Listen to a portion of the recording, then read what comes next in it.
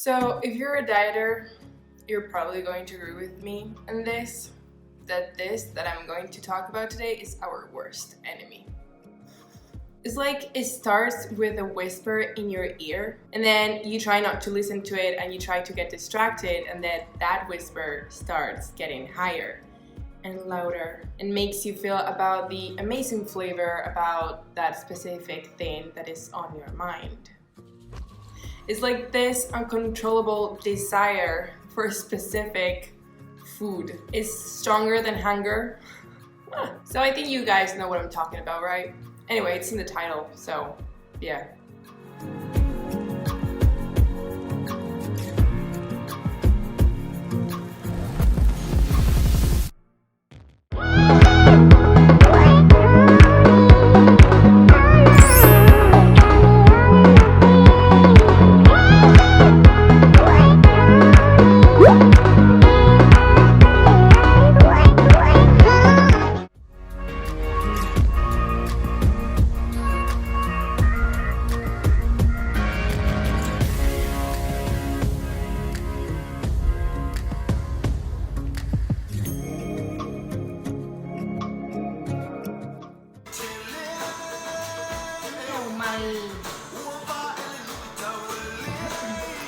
Okay. God, I love that song. Hello lovelies, how are you? I really hope you're doing great. Welcome to my YouTube channel. It's Fincy from my Science Closet, and today we're going to be talking about cravings and how to deal with cravings, because I am in a very strict kind of diet. I've been on this diet since November, but I have fallen off the diet so many times, like because of stress or anxiety or cravings mainly. It has been hard to get the cravings out. So I can say that I have been in this diet, which is the keto diet, without any interruptions, and I'm very proud of myself, since July. Could say no, I cannot say June.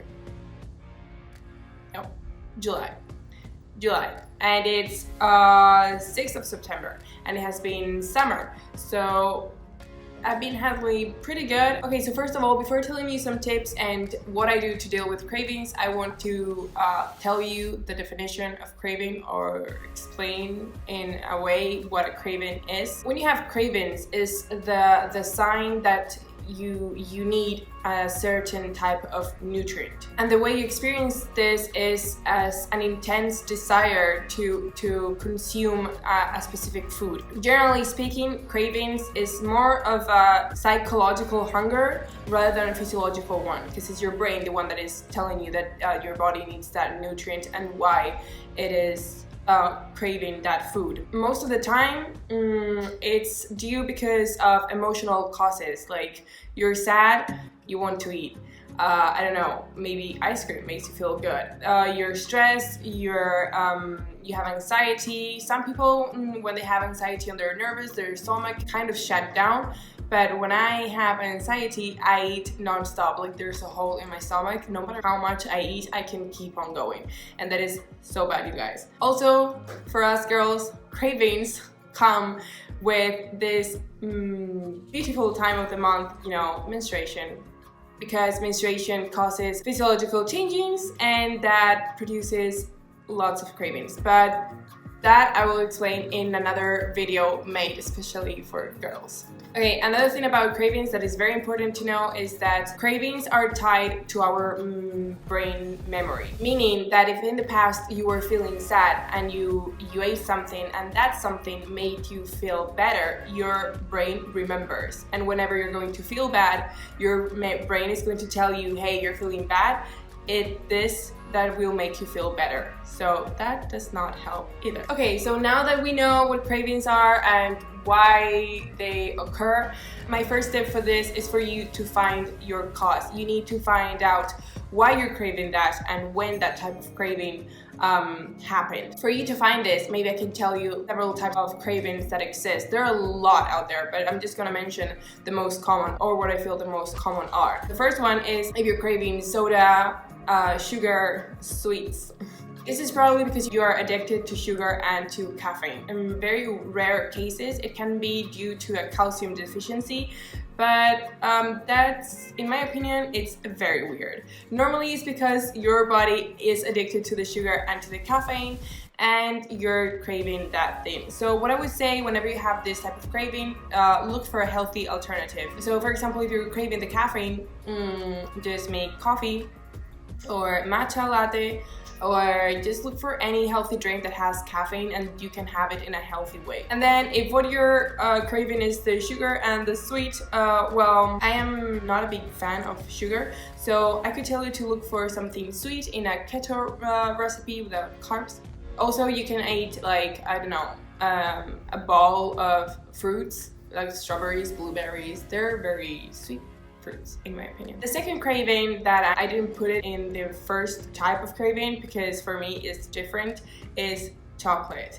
That is the craving that I have the most. I am so addicted to chocolate. I love chocolate. So normally when you're craving chocolate, it's because you're moody, you're sad, you're in depression, you're moody. So the reason for this is because chocolate has been proven to increase serotonin and dopamine. These two are our happy neurotransmitters, which means they make us feel good. My advice is to buy organic chocolate. If you want to eat chocolate, don't stop eating chocolate. It's not that bad, but it's bad when you eat a bar of chocolate and you look at the nutritional value and it says like 70 grams of sugar.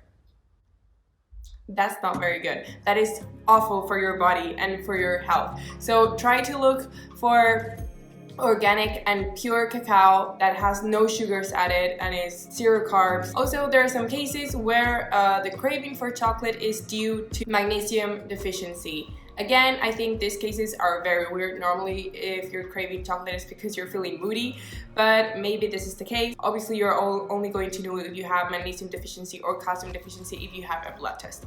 So if you have a blood test and this is happening, maybe what you can do whenever you're craving chocolate is have foods that are high in magnesium, like for example, almonds. The third type of craving are the salty foods. For example, I used to have one, not anymore, but I used to have one, French fries. I had a weakness for French fries with salt.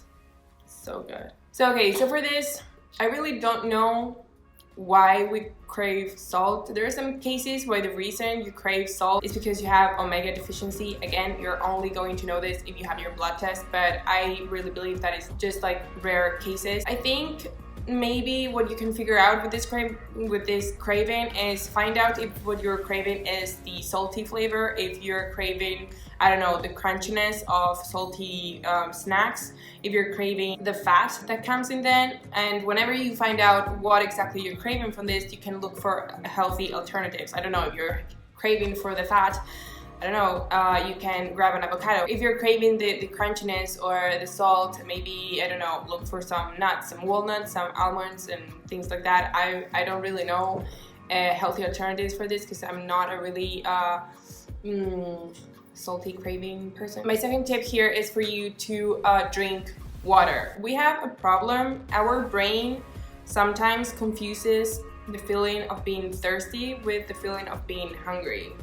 Meaning that sometimes you're very thirsty but you don't have that feeling, and what you're feeling is that you're hungry, but you're not really hungry, you're just dehydrated. This is because thirst and hunger produce very similar feeling in our mind. My advice here, and this is what I do, whenever you're having a craving, just drink water, wait for a while, see if the craving goes, and if the craving goes, you were thirsty. If you're the person that does not like water because the flavor is like whatever, make your water fun. I don't know, put lemon in your water, put cucumber, make a detox water, make some tea, just make drinking water fun and put it like in a flavor that you like. My third tip is to decrease your carbohydrate intake and increase your protein intake. Having an increase of protein in your diet is going to reduce appetite, is going to leave you more satisfied, and is going to keep you from overeating. And carbohydrates are all the contrary. Yeah, so basically my advice here is for you to do a low carb diet and see if your cravings start going away. My tip number 4 is to distract yourself. So whenever you're having a craving, look for something else to do. Go for a walk, go and have a shower, put a show on Netflix. Whatever you think will help to get that craving far away from you. Tip number 5, avoid stress. And I know this from a personal experience. Whenever I am stressed or whenever I am anxious, I eat non-stop and I have a lot of cravings. When you're feeling stressed, this is going to lead to emotional eating and crave for comfort foods. Try to avoid stress, or at least try to reduce it. A new thing that I'm trying, and this is tip number 6, is mindful eating. I have never ever heard about this before, and I am a person that does meditation and yoga, and when I heard about this, I went crazy, like, oh my god, this is actually a thing. Mindful eating is a type of meditation in relation with food and eating. So this type of meditation is going to teach you to distinguish between cravings and actual hunger. So this type of meditation involves being present while you eat. So you're going to be eating slowly and chewing thoroughly, and I guess if it's the first time you're ever going to do it, you can look for guided mindful eating meditation and see how well it works for you. Tip number 7, and this is something that has been scientifically proven: get enough sleep. It has been proven that not getting enough sleep and not getting good quality sleep is going to alter your body hormonal balance, and it's going to increase so much the cravings. Your body is tired and your brain needs energy, and it's going to tell you to eat non-stop also. So try to sleep your hours, and while you're sleeping make a good quality sleep. So that is the video for today. I really hope you liked it and you find the tips that I shared with you helpful. If you're somebody that have a lot of cravings, feel free to share your experience or how you deal with this. It would be amazing to read them. So if you like the video, you know what to do. Give it a thumbs up. If you want to watch more, subscribe to my channel, and don't forget to hit that bell button to get notified with my videos. I hope you have a wonderful, wonderful week, and I'll see you next video. Mwah.